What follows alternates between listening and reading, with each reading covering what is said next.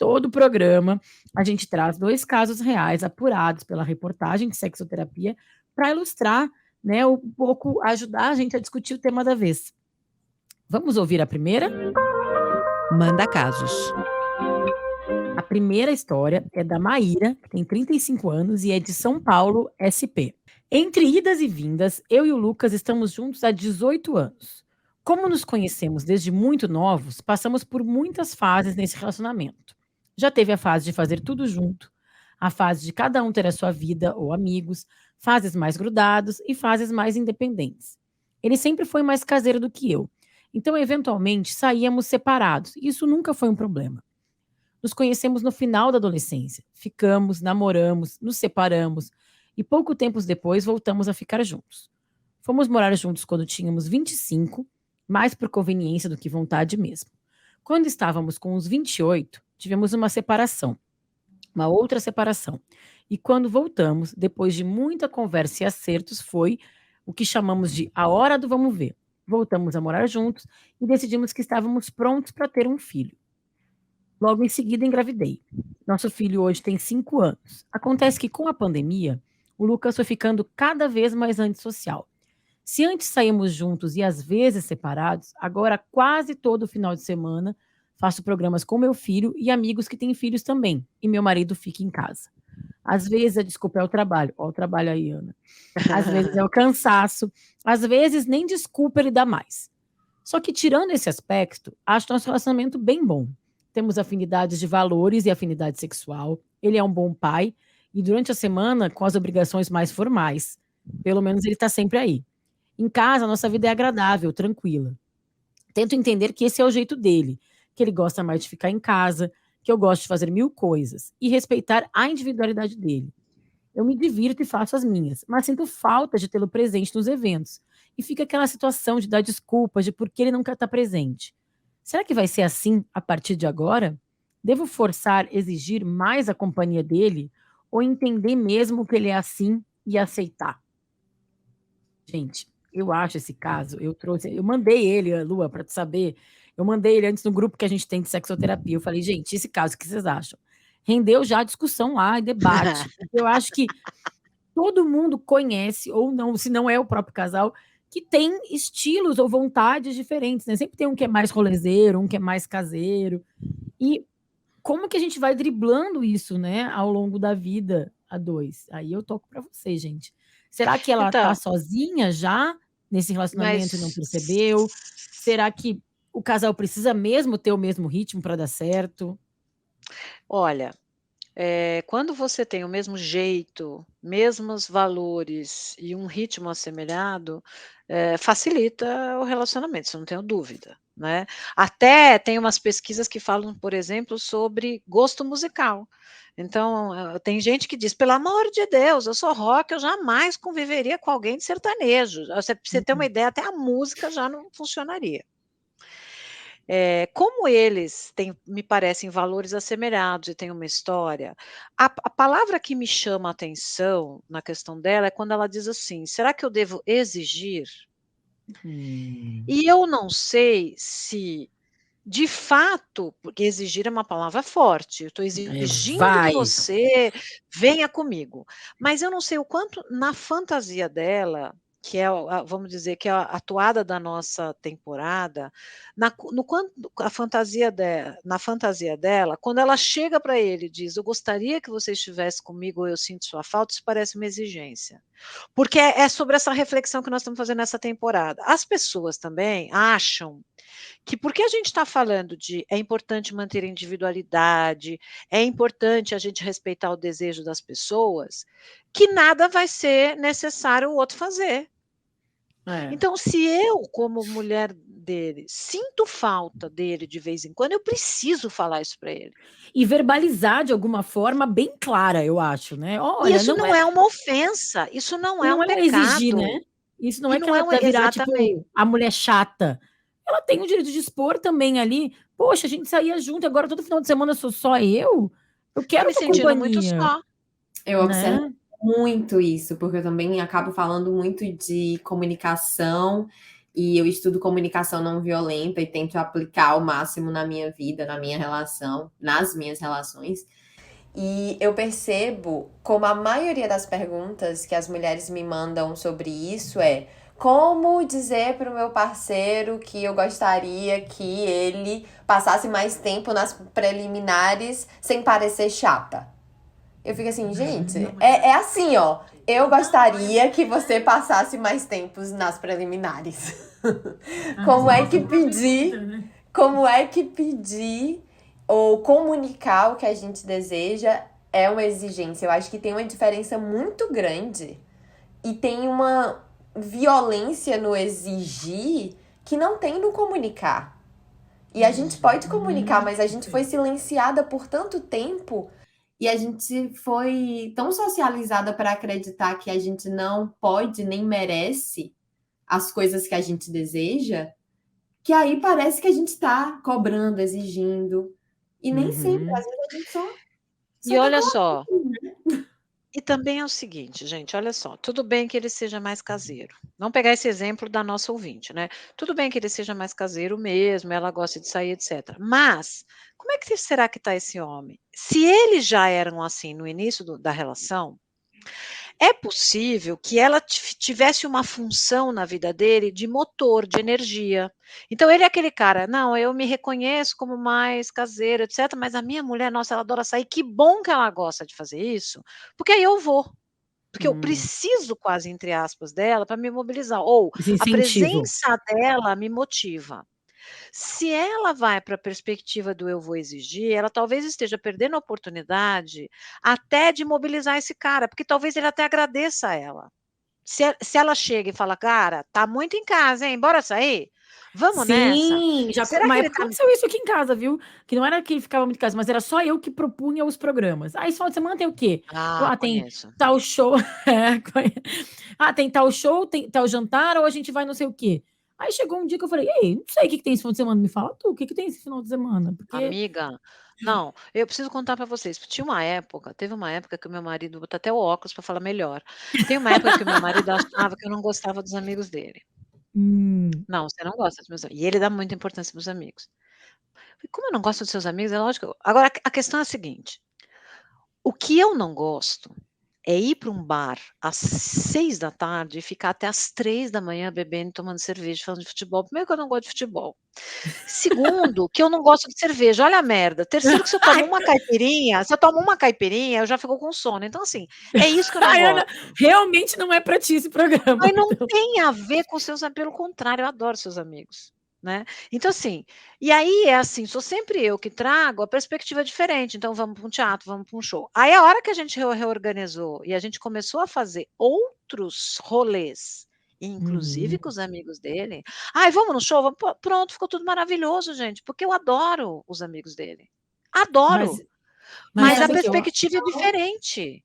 O que eu Essa não vou solução é ficar com essa galera até as 3 horas. Eles já sabem, inclusive, que eles sabem que eu vou embora. A Ana foi embora. Eles já marcam o boteco aqui na esquina, porque aí eu já vou, a Ana já foi embora. ela vai a Mas pé, já vai porque tranquilo. é isso, assim, não dá para ser só atividade que eu não gosto, não é Mas isso? isso, Lu, que tu falou, eu acho muito interessante, porque assim, eu já passei aqui, aí eu vou abrir também agora como a Ana abriu a dela, que eu Ai, a já gente falei um está fazendo pouquinho, terapia de grupo. de grupo, adoro, com a gente e todas as ouvintes e ouvintes de sexoterapia. Eu acho que aqui a gente teve que conversar mesmo, sabe? E Aqui falar. também.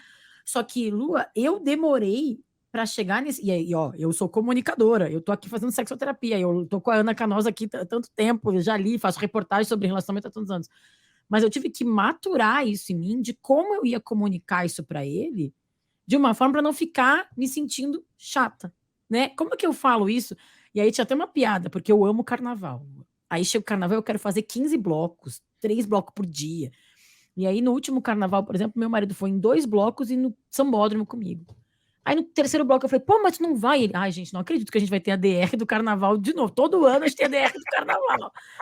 Aí eu falei, não, para. Aí eu mesmo parei. Eu falei, não, peraí, deixa eu entender o que tá acontecendo e o que que eu preciso, o que que eu quero.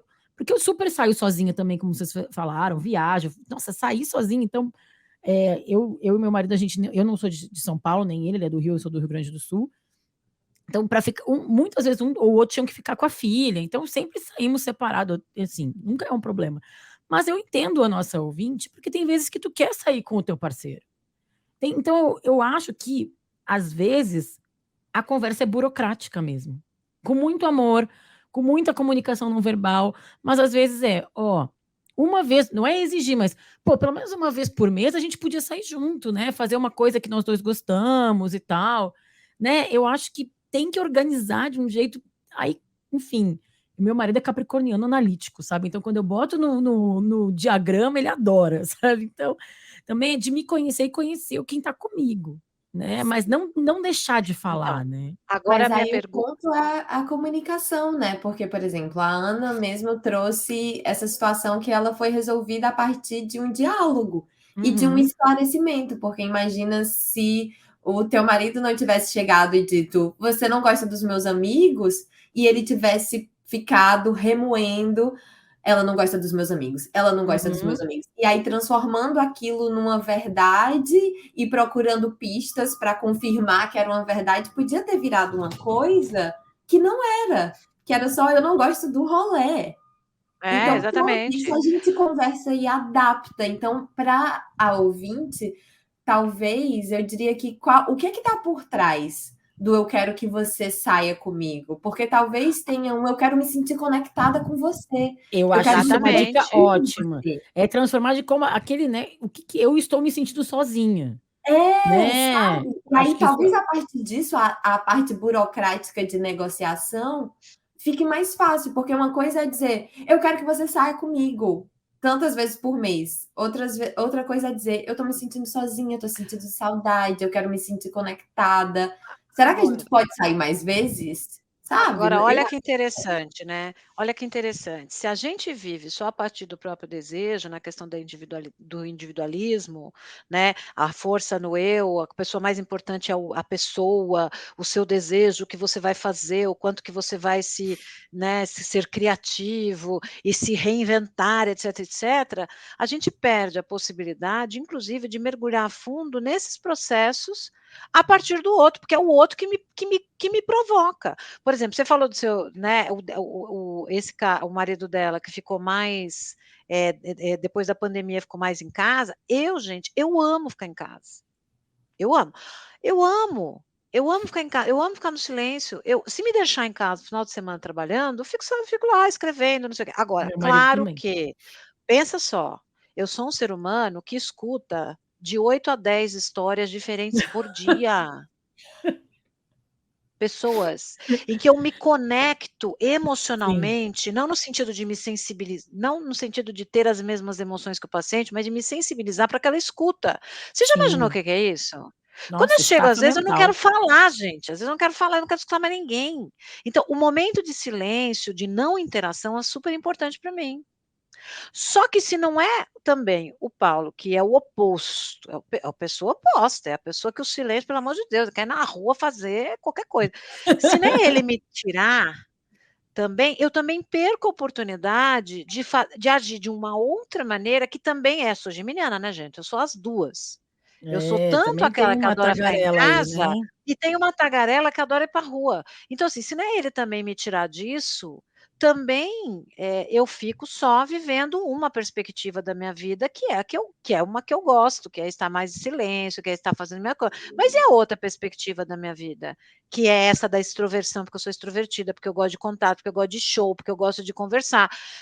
Só que aí eu tenho tempo, eu sou amiga do fim e o meu marido é inimigo do fim. Então aí a gente, dependendo do horário, eu venho para casa e ele fica.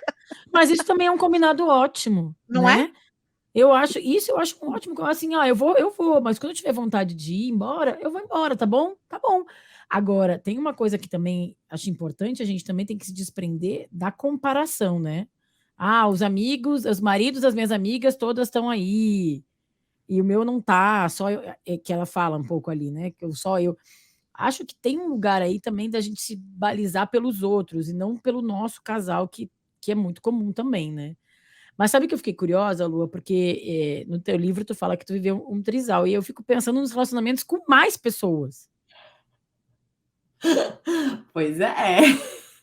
Me conta um pouco aí o que tu pode dizer sobre... São mais desejos pra gente...